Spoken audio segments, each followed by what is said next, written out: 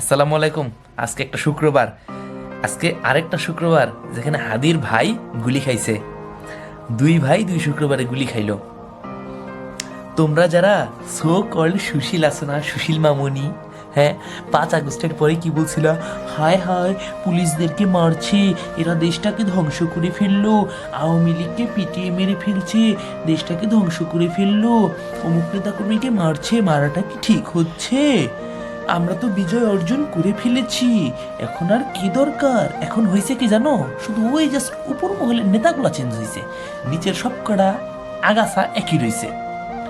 একটা বিপ্লব বা যুদ্ধ শেষ হওয়ার পরে বিরোধী যারা থাকে তাদের সবাইকে উপড়ায় ফেলতে হয়, এই জিনিসটা তোমরা জানো না কেন আমি বুঝি না। তোমরা যারা মুসলিম আছো, আমাদের ইতিহাস তো যুদ্ধের ইতিহাস।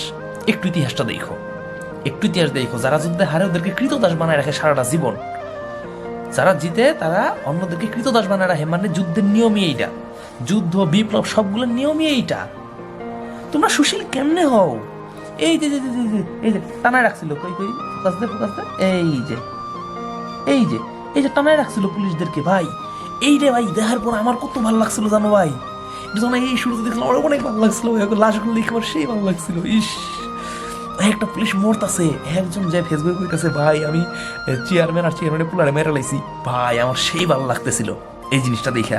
এসব জিনিস দেখা কি সুশীল কই কি দেশটাকে ধ্বংস করে ফেললো। অগ অগরের তখনই উপরায় ফেলা দরকার ছিল। এই যে দুই একজনের মাত্র লটকাইছে জায়গাটায়, কই ফোকাস ধরে, এই যে দুই একজনের মাত্র লটকাইছিল, কয়েকটারে মারছিল, তাতেই তোমাদের এই রিয়াকশন। সবগুলারে করা উচিত ছিল, সবগুলারে। তেলে তেল তেল তেল, এই যে এই যে যে এইটার আর দেখতে হইতো না। আমি শিওর ভাই, এই বান্দা তখন একই কাজ করছিল, তখনও ছাত্রদের উপরই হামলা করছিল। সুশীল, সুশীলগিরি বন্ধ করো। তোমাদের সুশীলগিরির জন্য হাদিরে হারাইছি। রনিরে কি অমানবিক অত্যাচারটা করছে, কেমনে মারছে ভাই। এরপরে তোমরা সুশীল কেমনে থাকবা?